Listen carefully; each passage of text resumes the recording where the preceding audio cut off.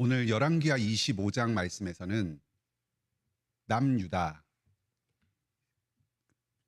이스라엘이 두 왕국으로 분열되어서 북이스라엘과 남유다로 나눠졌는데, 북이스라엘은 일찍이 아수르에 의해서 멸망을 당했습니다.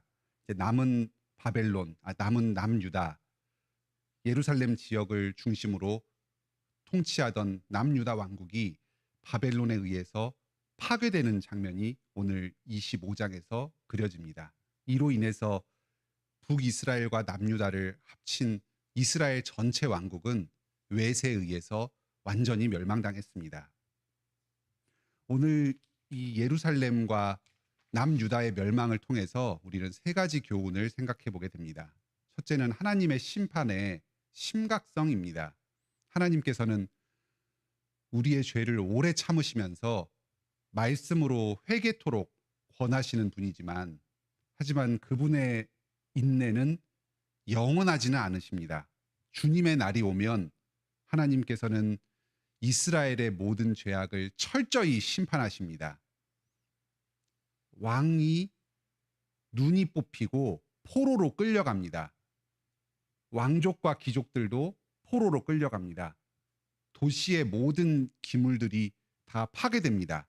성전이 파괴되고 성전의 모든 귀한 기물들이 다 바벨론으로 옮겨집니다.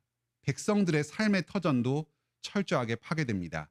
많은 사람들이 포로로 끌려가거나 죽임을 당하고 아주 낮은 사람들이 남아서 그 지역에서 농사를 지으면서 살아갑니다.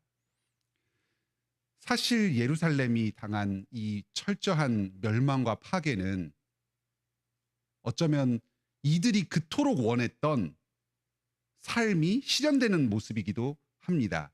이들은 우상 숭배를 하였고 우상의 논리에 따라서 세상을 살아가고자 하였습니다. 강대국에 영합해서 아수르와 바벨론, 애굽의 길을 동일하게 걸어가려고 했습니다. 이들은 착각했습니다. 세상의 논리에 따라서 살아가면 이 세상의 부와 명예를 움켜쥘 수 있을 것이다. 다른 나라들과 상대해서 스스로가 승리를 거둘 수 있을 것이다. 잘 나갈 것이다. 착각했습니다. 약육강식의 세상에서 자기가 강자가 되어서 다른 나라를 지배하면서 살 것처럼 생각했습니다. 하지만 현실은 달랐습니다.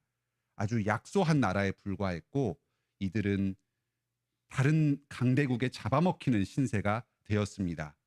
강대국에 침략당해서 파괴되고 식민 지배를 당하는 노예와 같은 삶을 살기에 이르렀습니다. 오늘날 우리도 살아가면서 내가 예수님을 믿지 않았더라면, 하나님 말씀에 순종하지 않았다면, 세상 사람들처럼 살았다면 지금보다 훨씬 더 나은 삶을 살 수 있었을 텐데, 돈도 많이 벌고 여유 있게 살 수 있었을 텐데, 그런 생각을 한 번씩 해보기도 합니다. 하지만 착각입니다. 큰 오해입니다. 왜 우리가 세상의 논리에 따라가 살아갈 때 승리하는 삶을 산다고 생각하십니까? 오히려 세상의 탁월한 자에게 사로잡혀서 노예로서 살 가능성이 훨씬 더 높습니다. 만약에 우리가 승리하는 삶을, 세상의 논리대로 승리하는 삶을 산다고 하더라도 경쟁자가 자기를 따라올까 두려워서 계속해서 스스로를 혹사하면서 학대하면서 불행한 삶을 살 뿐입니다. 말씀 안에 머물러서 주님의 뜻에 순종하면서 사는 것이 주님의 큰 은혜이고 보호하심입니다. 우리가 지금 살아가는 게 하나님의 장중에 붙들려서 살고 있는 것입니다. 이 사실을 늘 기억하면서 감사하면서 순종하는 삶을 삽시다. 하나님의 인내가 영원하지 않음을 기억하면서 혹시 우리에게 남은 죄가 있다면 어서 빨리 그 죄에서 돌이키고 회개하여서 하나님께로 피합시다. 오늘 말씀에서 얻을 수 있는 두 번째 교훈은 이스라엘 백성들이 심판의 과정에서도 하나님께 순종하지 않는 모습을 보이고 그로 인해서 더 큰 심판을 초래한다는 점입니다. 사람의 완악함과 패역함이 얼마나 깊은가 하는 모습을 이 예루살렘 백성들을 통해서 봅니다. 오늘 본문에서는 하나님의 심판, 이 바벨론의 침략에 임하는 세 가지의 서로 다른 반응이 나옵니다. 오늘 본문의 25절에 보면 이스마엘이라는 사람이 일어나서 일종의 반역을 일으킵니다. 민족의 독립을 꾀하는 운동을 벌인 것입니다.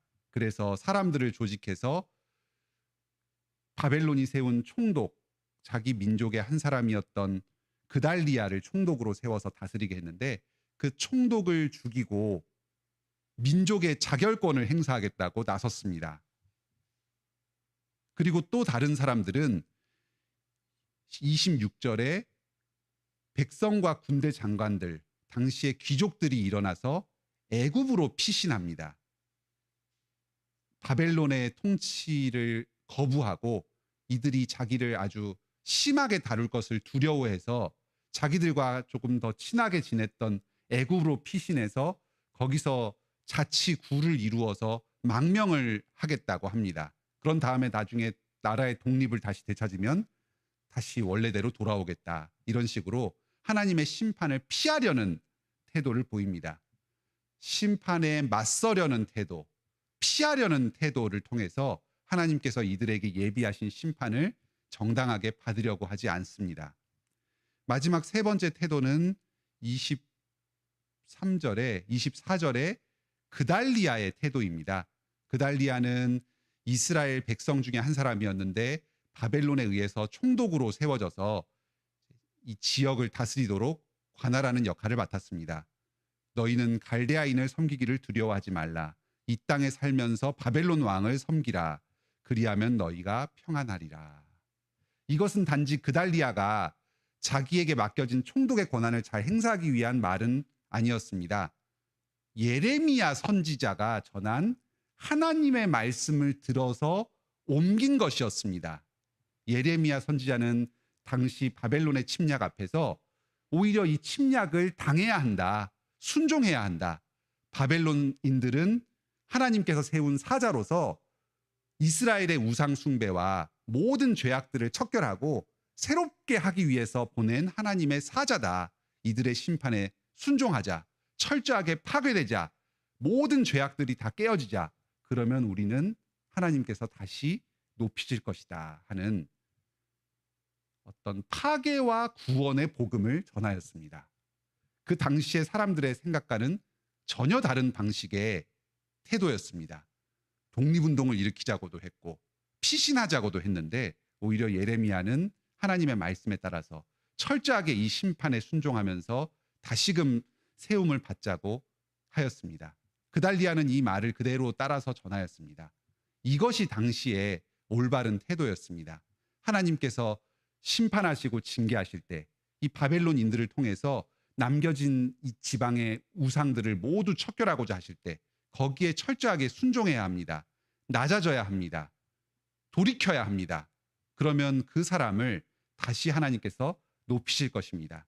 그 증거가 오늘 본문에도 나와 있습니다. 27절 이후에 포로로 끌려갔던 여호야긴 왕을 포로 생활한 지 37년 지난 뒤에 왕조가 교체되고 나서 다시 그를 풀어주어서 높였습니다.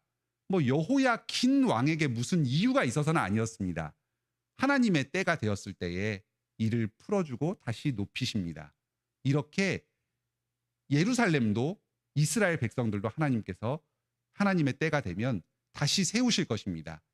그들의 모든 죄악과 우상들을 다 하나님께서 친히 없애주시고 새로운 이스라엘을 세우실 것입니다. 이러한 모든 심판을 예수 그리스도께서 우리를 대신해서 대신 담당하셨습니다. 십자가에서 철저하게 낮아지시고 죽으셨습니다. 이것이 세 번째 말씀입니다. 예수 그리스도를 의지해서 오늘도 하나님을 의지하는 삶을 삽시다. 하나님께서 우리의 모든 죄악을 대신 담당하신 예수 그리스도를 철저하게 파괴하셨습니다. 파멸하셨습니다. 죽게 하셨습니다. 이로 인해서 우리의 모든 죄악은 다 용서받았습니다. 완전히 사하여졌습니다. 우리는 새로운 삶을 삽니다. 하나님께서 그리스도를 죽이신 뒤에 다시 부활시키시고 하늘로 올리신 것처럼 우리가 모든 죄악들이 예수 그리스도 안에서 제하여졌고 이제 우리에게는 새로운 삶이 펼쳐집니다. 오늘날 우리가 살아가면서 우리가 범하는 크고 작은 죄들에 대해서 하나님께서 때로 징계하실 때도 있습니다. 하지만 이것은 이스라엘 백성들이 당한 이 바벨론의 심판과는 전혀 다른 성격의 심판입니다. 그 심판은 예수님께서 대신 당하셨습니다. 오늘날 우리가 당하는 크고 작은 고난은 그리스도 안에서 당하는 고난입니다. 우리의 죄를 깨우치고 주님께로 다시 돌이키도록 하는 아버지의 사랑의 징계입니다. 혹시 우리의 삶 가운데서 고난이 있다면 그리스도 안에서 돌이킵시다. 하나님의 사랑 가운데로 다시 피합시다. 그리고 우리가 범한 어떤 큰 죄를 그리스도 안에서 다시 십자가에 못 박읍시다. 그리스도의 부활의 생명을 의지하여서 다시금 새로운 삶을 삽시다. 그리고 하나님의 말씀에 순종하여서 복된 삶을 계속해서 누리도록 합시다. 주님의 보호하심을 받읍시다. 오늘도 이렇게 그리스도 안에서 모든 심판이 다 이루어졌음을 신뢰하고서 고난 가운데서도 주님을 의지해서 기쁨으로 나아가는 하루가 되시길 바랍니다. 함께 기도하겠습니다. 하늘에 계신 우리 아버지, 오늘 이 예루살렘의 심판을 통해서 하나님께서 예수 그리스도에게 행하신 심판에 대해서 가르쳐 주시고 또 우리가 최후에 당할 심판의 성격을 가르쳐 주시니 감사드립니다. 우리가 죄를 지었지만 하나님께서는 그 심판을 우리에게 직접 묻지 않으시고 예수 그리스도에게 물으셨습니다. 철저한 파괴가 있었습니다. 완전히 죽으셨습니다. 그리고 하나님께서는 그 죽으신 예수 그리스도를 다시금 올리셨습니다.